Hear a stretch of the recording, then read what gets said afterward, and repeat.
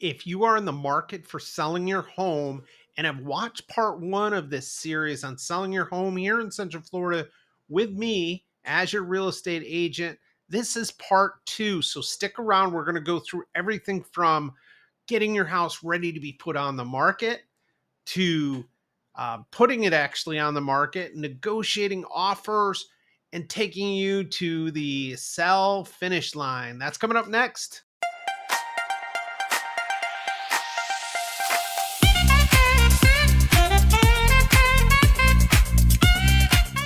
Hey everyone, it's Matt here with the Matt Allen Real Estate Team. Thanks for taking time to watch this video. If you're new to our station, as I always say, click that like and subscribe button.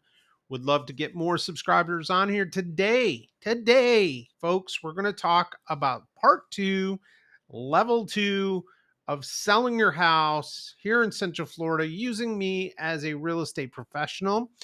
And today we're going to start out with preparing your house to be put on the market. Now, what does that mean to you as a seller? Because it could mean different things for different people. I know the generic uh, answer to that is we need to mulch the front yard and declutter. Well, there's a little more to it than that. Depending on your level of interest, there are things you can do ahead of time to ensure the house is not only ready for it to be photographed and to be put on the market, but also once there's a contract that comes in, you're ready for inspections. And that's going to include doing maybe some pre-inspection work, looking at the air conditioner, have somebody inspect your roof, look at the plumbing. Things like that are extremely important in the pre-listing process to make sure your house is ready to go. In fact, I just had a listing where the seller went through and had just about everything looked at, including sprinkler systems, their pool, water, plumbing, AC, roof, the 9 yards. So that once that contract comes in, there's a confidence level there that there's not going to be a lot that needs to be taken care of. So pre-inspection of the house is one of the probably the first thing I would always encourage you to do, along with the traditional things like decluttering your house, making sure it's in move-in ready condition, it's clean, it smells good. I've said this in previous videos, just making sure somebody looks at a house with all their senses. So you want to make sure that it smells good, it looks good.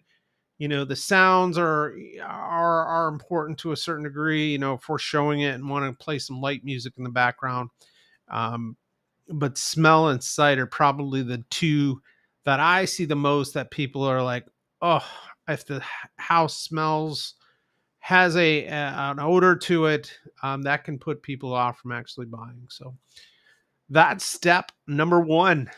All right. So at this point, things are going to start moving a little quicker. You remember in part one, we talked about pricing your house right, coming up with a pricing strategy, making sure that we're overcoming obstacles. Part two, we've actually done some pre-inspection work. We've cleaned the house, we've decluttered, we have it in show ready condition. We're ready for photography, which we spend a lot of time, money, and energy on, because that is your first look to a consumer is through photographs. So we make sure not only do we use a professional photographer, but if we need to use things like Matterport, which is a walkthrough type of thing with your house, a video, aerial photos, whatever it takes to highlight your house. If your house has some unique features to it, or if it's on a lakefront, doing drone video is key to that. So all of those things are scheduled. We're ready to go with that. Now, the next step in the process is really to implement that marketing plan. And I've said this in previous videos, focus on four major areas. We look at internationally.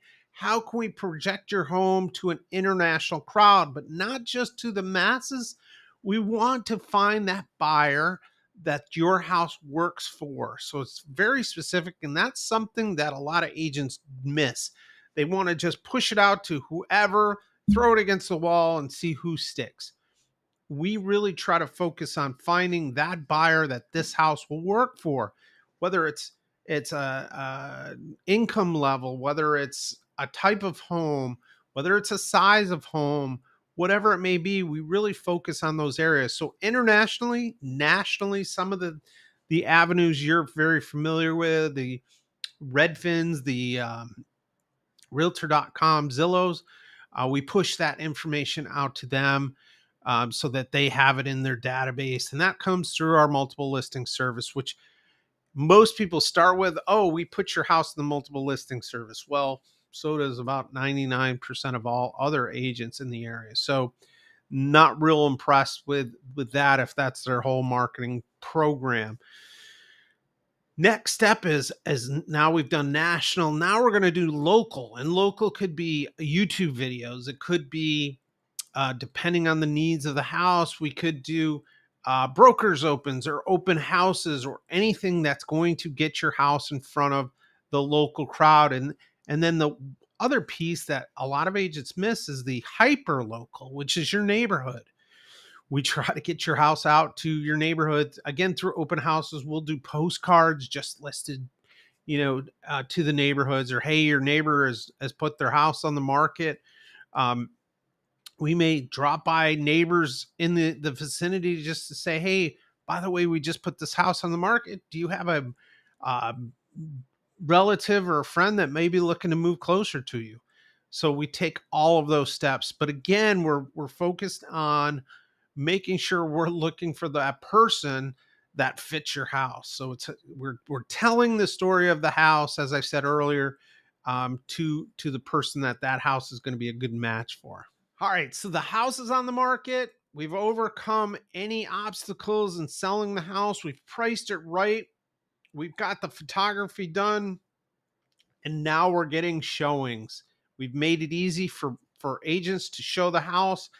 We as a company will be showing the house as well. We're scheduling open houses, reaching out hyper local, local, national, and internationally. Now the showings should start to come in. At this point, we really want to make sure we're getting some feedback from those showings. And this is, again, another point that a lot of agents miss is there is so much good information and feedback. Even if it's negative, it gives us an idea of things we can control and things that may be out of our control. So we really spend a lot of time chasing down that feedback. And ultimately, in not too much time, we should start to get an offer. Now, once we've got that offer, we typically present it to you within a very timely period, usually the same day or within a few hours. Uh, and then we start talking about the offer, give you time to absorb it, take a look at it. I'll give you some highlights of it, but then we'll spend some time figuring out what our strategy is to either negotiate or accept or reject the offer. And I am going to post, I think right here, a link to negotiating as a seller. So you have some additional information about that. We're not going to go into that too much in detail, but our goal is to get the house under contract with a solid buyer with good financial background that's ready to buy. And now, once we've gone through that negotiating process and we have a signed contract, now I'm going to take you to part 3, which is taking you from the contract period all the way through to closing. And there are a lot of steps, some of which you're not going to have much control over. The inspections, the appraisal, the survey, all of that is done by the buyer. And if you are a buyer watching this and you want additional information on that, check some of my previous videos because I did a whole process from start to finish, from contracting to close. Essentially, you as a seller right now are kind of monitoring the situation. You're working with the title company. If they need a survey or they need title work or things like that, we'll work with them on that. There will be an inspection on your house. And then if there's some things that come up that we need to negotiate through, we'll go through that process as well. Really, the big thing you're going to be working on is getting your house ready to sell. So that may include packing and getting the house ready to move to your new one, or it may include you going out and changing roles and being a buyer and looking for your next house. So that's kind of the process that takes you through all the way to the closing. They will have a final walkthrough, and then we are good to go. I'm going to stop right here. If you do have any questions about the process of going from contract to closing as a seller, I'm more than happy to answer those for you. You can drop them down below. All my contact information is below. I appreciate your time. Hey, we'll see you on the next video. Bye-bye. Hey, if you found that video interesting, there's plenty more over here. Check them out.